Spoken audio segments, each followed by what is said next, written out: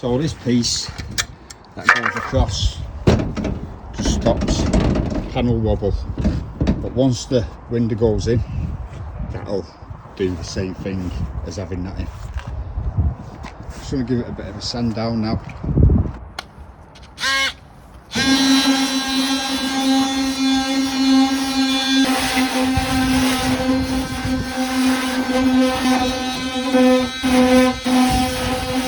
Really good stuff. It dries in about 10 minutes, but it doesn't proper cure for a day or two, because after about 10 hours I tried the nail test and scraped it. It did crumble off, but then after a couple of days I tried it again and yeah, it was solid. Now I'm just going to put this on around the edges. I've got bare metal on there now. Stop any rust. It's a rush job because it's getting a full repaint. Same colour as my jacket. That's why it's looking patchy. I've been sanding it down. I'll probably do that as a travel to Scotland.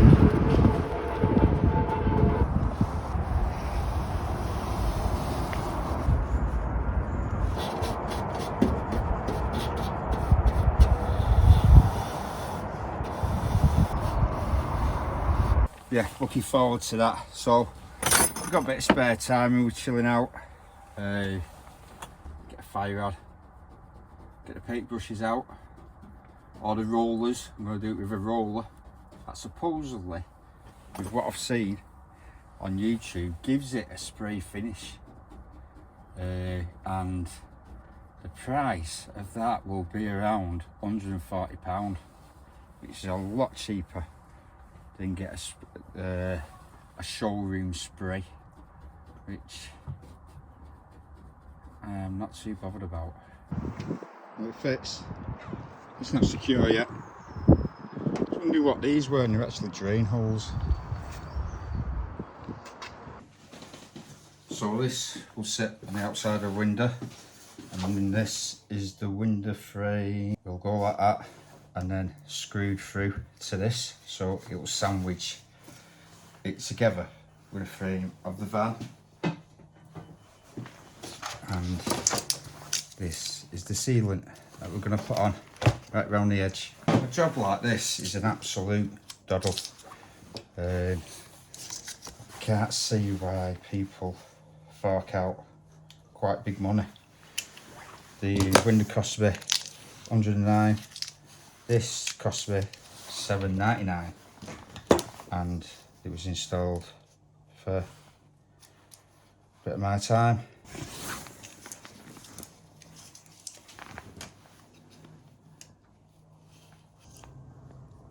But this is all that's needed, as most of the clamping is done with the window frame.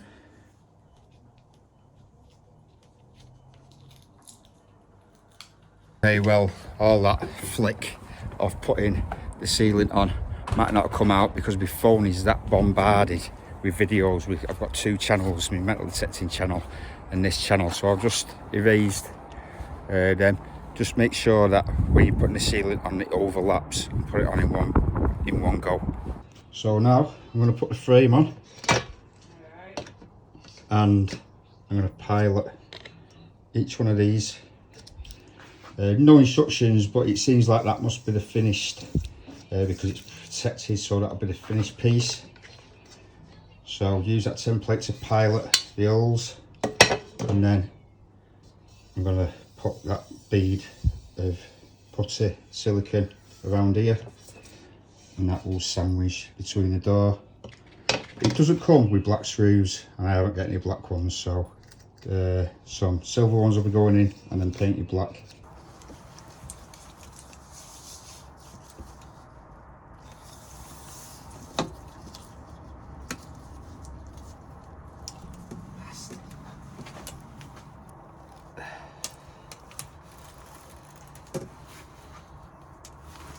So I'm piloting with like a 3mm bit. Nice and easy. Sharp bit. Don't have to put too much pressure on. That's that.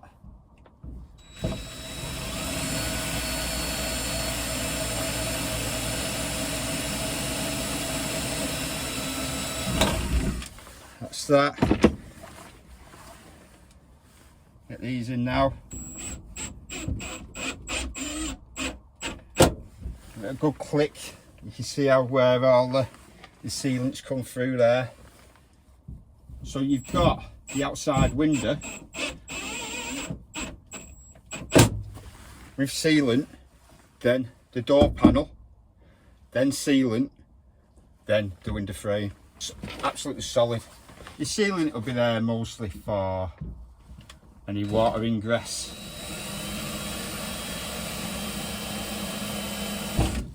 Brand new bit, no messing about.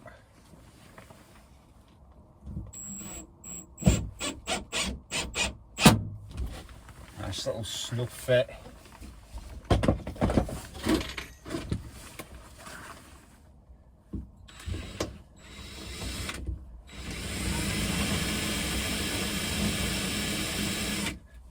This bit's a bit long. If I did put any force on it, it'd snap.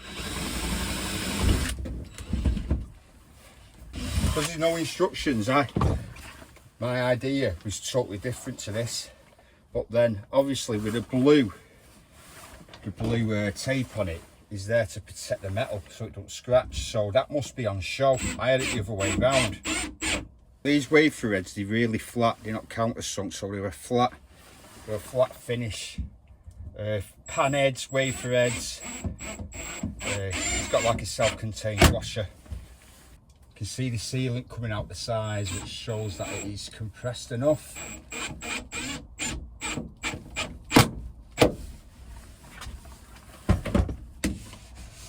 There we go. I've got that on this side because that's where the bed is. It looks like, actually looks like a house instead of back of a van. It's actually got a window in it. You can see how the sealant's come around there. The top. You want that to be oozing out like that. I will, once it's gone off, I'll probably leave that as it is for now. Just patting it down a bit, and I will leave that as is. You can't really see in that. See what happens if I put the light on? The light is on.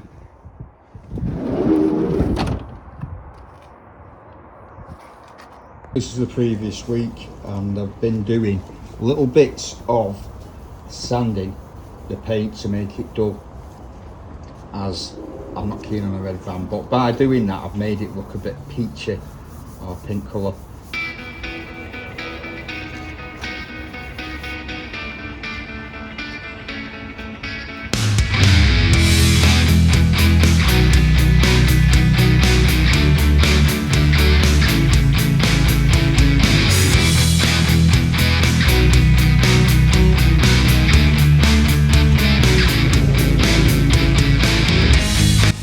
Doing some of the ceiling, got a board under the bed which gets rid of all the, I've got a garage in the back of there so it doesn't look as unsightly.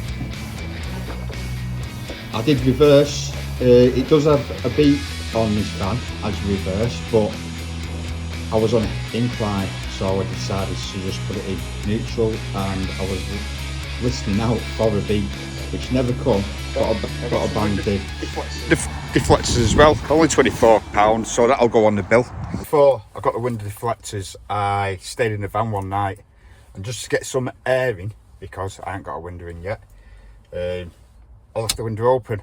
During the night, it absolutely hammered it down, and this module here was soaked and it wouldn't work. It'd light up, but it wouldn't work. This is a brand new one.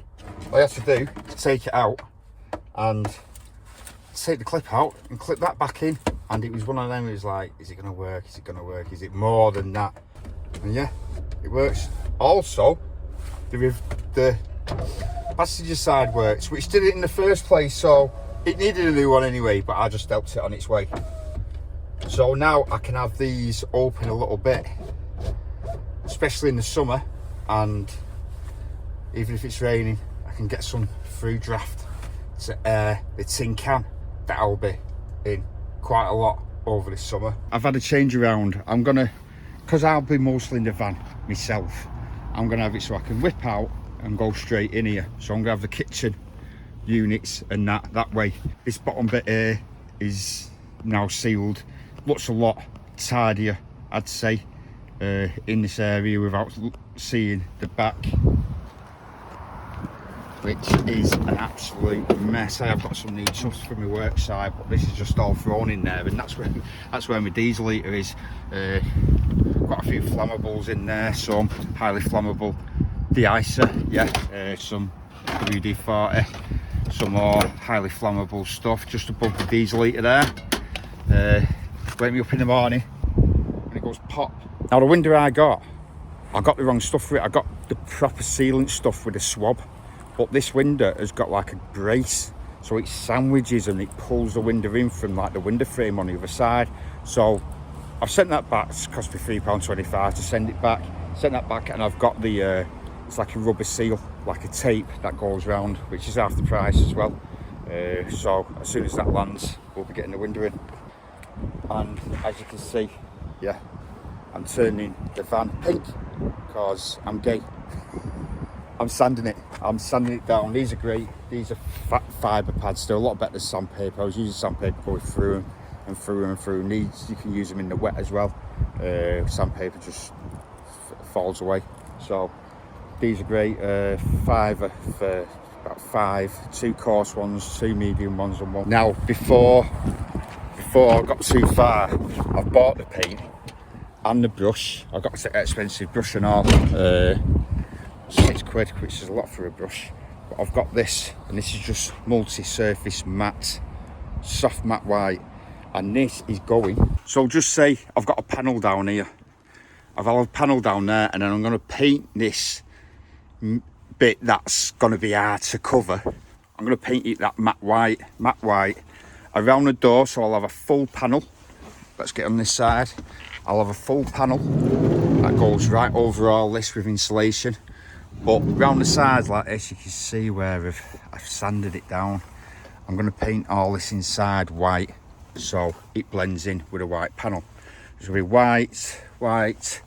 All the back of the door will be panelled, but then white around the edges that you can't really box in, if you know what I mean, because it's the door, it seals on the outside. This, I've had an idea about this here. I'm going to have that carpet. I'm going to have carpet going down there, and it's going to be like a wood colour, like this colour, like a creamy colour. So that's going to go down there. Saves me boxing all that in. Down that side, 2 bars. So that's really easy. You just spray it and then you stretch it. It's like the carpet you have in vans, and you stretch it over. It's already insulated. So it's just an easier way of doing it, and it'll give a bit of texture as well, you know, with the carpet and then paint and then wood ceiling. So it'll just break it up a bit. That's my ideas, and I'm getting on with it. I was mentioning that I was going to have a smart switch, but with the bed being that way, I can just lean over. Even when it were this way, you can turn it on with your feet. So yeah, no need for a remote in something this big. Got my diesel heater control there as well. That'll be resurface, reply, and then that'll be put on top of that. And I think I'll have a few things going down there that I'm going to add. So that'll be everything in that bay.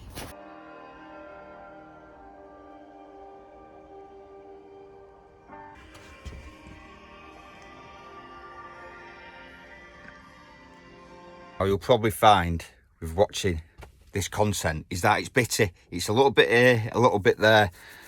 I did start painting the sides with this metal matte white paint, just so I can get boards on here now, and then I don't have to board around the side. So full plyboard up and down. That'll be the back doors. Obviously I'm going to put some insulation here, and that'll go behind it. Spray, glue, that's done. All the ceiling is insulated at last. I think I've gone through, and I haven't finished, I think I've gone through 50, about 80 meters of the tape to seal it all together. And now I am doing the shelving. So I've got a bit of batten up there, and that's where there's going to be a shelf. So this will come out to about there and go up. Now, I could have made the carcass outside and brought in, but there's no straight lines. If you can see there, it comes down. I don't want to lose any space because I want cupboards right across here, storage, because that's where the kitchen's going to go, down here. So yeah, I've got the ply. I'm picking the ply up at 2. There's going to be a shelf that comes right out, straight up, and some portholes. 1, 2, 3, 4 portholes with shelves in. A lot of storage down that side. Window, access door. This door, you will be able to open it, but you'll have like tidbits, nick and knacks on the back of the kitchen. So it's going places. It is going places.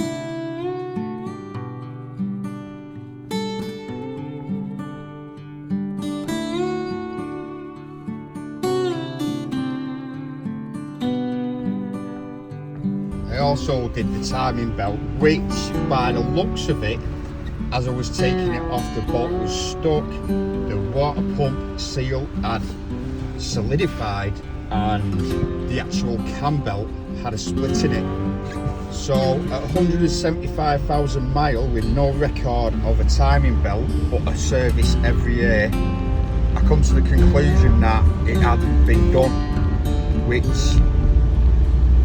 puts it 60,000 over the recommended change time.